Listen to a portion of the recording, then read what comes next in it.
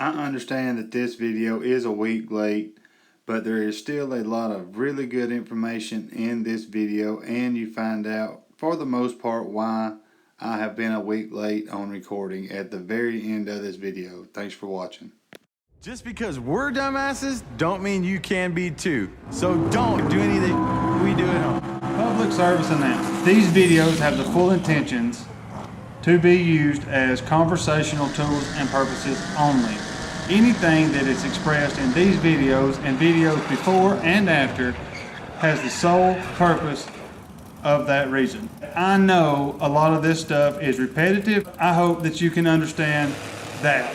Again, these are for conversational purposes only. The comment box on these videos is for that purpose. Thanks for watching. What's going on, my YouTube family? Before we talk about Street Outlaws fastest in America, there has been a question that I've been asked a lot, and I've been asked it for the past 3 years, and it's what size is this building? This building is a 32 by 32. It is perfect, I would say, for a 2-bay.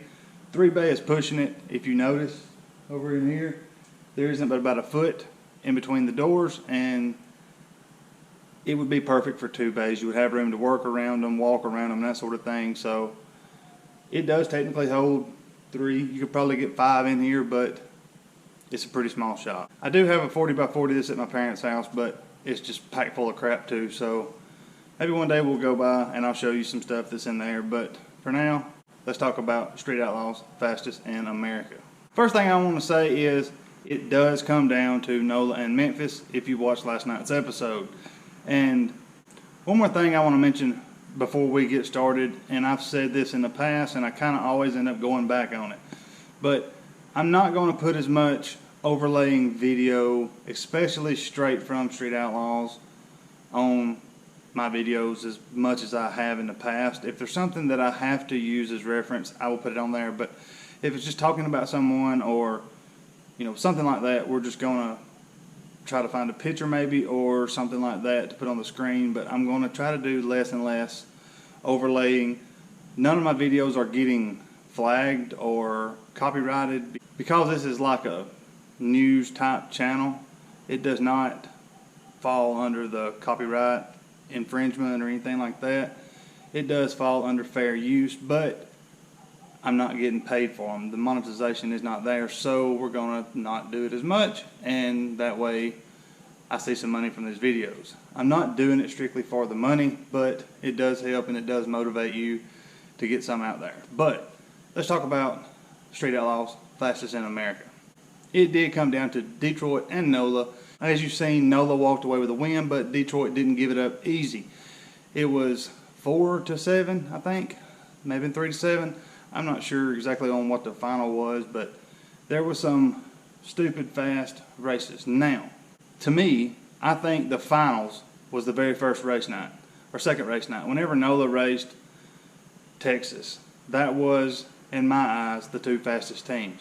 Detroit is fast. I'm not taking nothing away from a lot of them.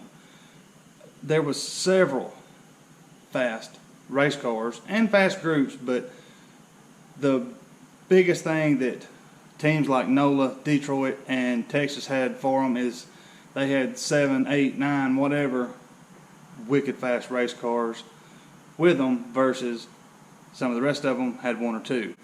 In my intro, right at the end of it, it shows Big Chief getting outrun by a 4th gen Camaro.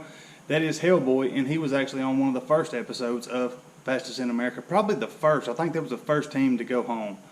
But he was on it. There is fast race cars on the show, but those 3 teams had the fastest. Because NOLA or Texas, one had to go home the very first race, that is why we didn't see them anymore, and it did come down to Detroit. I'm not taking anything away from Detroit. They had some stupid fast race cars. Brian Chucky Davis, Johnny Quick, the Blaine brothers. I had forgot about the Blaine brothers. They come and raced at OKC a long time ago, but wicked fast race cars. Big Boost Bill Lutz, that's a mouthful. Big Boost Bill Lutz. Wicked fast race cars, retarded fast. And they had a lot of fast cars with them, but they didn't have enough. NOLA proven fast, and they walked away with the win. There's several things you can take away from this episode. There was no arguing.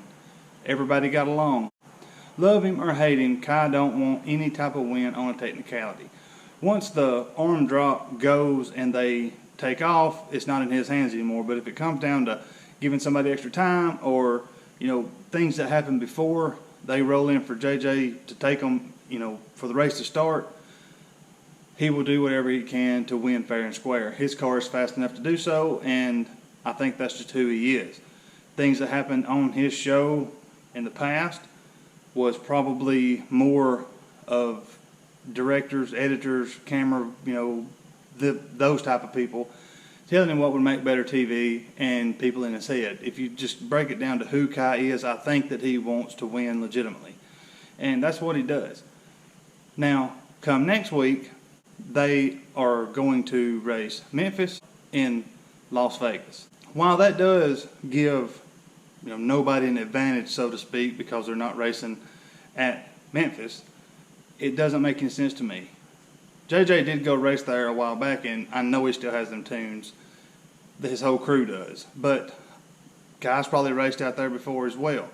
So I do think it will be kind of, anybody's ball game, but there's a lot of stuff that's going to take place in that episode. I think it's going to be an action-packed episode, and I think it's going to come down to whoever is the smartest on the arm drop.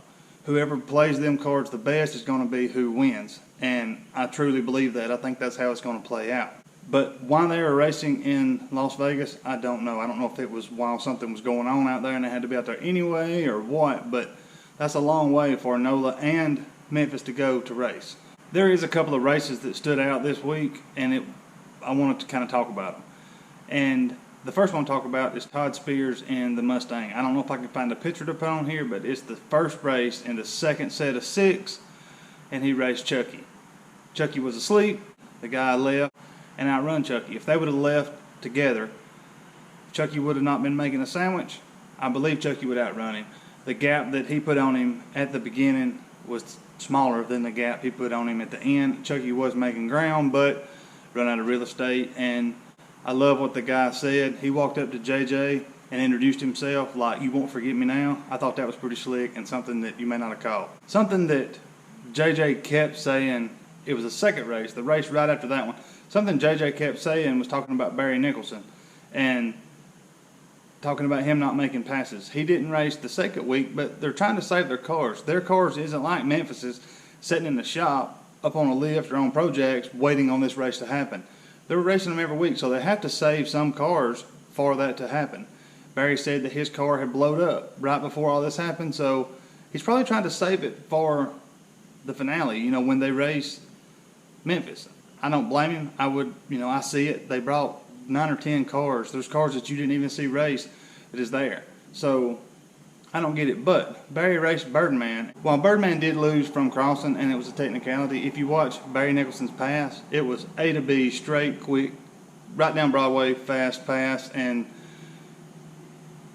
I kind of understand why Kai done what he done. He made sure he won races, but also he let everybody get a few passes in and didn't wear and tear on anybody's car more than the rest of them, and it worked out to his favor. There was several races that was close, several races that was good, and throughout this whole series there has been several, really good races, but the teams was kind of, I hate to say the fastest, and there was a lot of small tire cars. That's the best way I know to word it, but you throw a bunch of small tire cars in with a bunch of Kai Kelleys, and it's going to take a technicality or, a prayer to win. There was some small tire cars and teams who did win, make it to the second round or whatever, but, it was a fluke. It was luck. It was, it is what it is. They shouldn't have been there to begin with. There's faster teams out there than what was shown. You got Las Vegas, so they got a race, they got a team. You got Bodie out in California, they got a, set. They got the Midwest guys. There's a bunch of teams that was not there that I think would have been a better fit for what was going on than what actually was there. I feel like they should have been 7 teams come, and Memphis should have had to join the bracket for the $100,000. It should have just rolled down, and then the last two raced for $100,000. Everybody beating their cars all to pieces for a chance at Memphis. I don't agree with that. Memphis may have come and won. Memphis may have got put out first round. I don't know. I don't know if that was the people behind the scenes, if that was their way of keeping Memphis the fastest. Don't take anything away from Memphis. They are retarded fast on the street, but there is faster teams out there, I think. NOLA being one of them. But there was a lot of stuff that happened, and a lot of stuff that's going to happen next week. Next week's video will be a more in-depth about the whole thing, and I look forward to doing that video and talking to y'all guys again. I'm going to end this one right here. Anything you want me to know, say, do, or have, the email address is on the screen. The P.O. Box also is on the screen. $50. I still haven't given it away. I know I keep talking about it, but y'all would not believe what goes on in my life to slow me down from everything. Seems like every time I get going good, something happens and sets me back on everything. And I promise I haven't given it away. It's still coming. P.O. Box is still open. Thank you for watching. Godspeed, and I'll see you in the next video.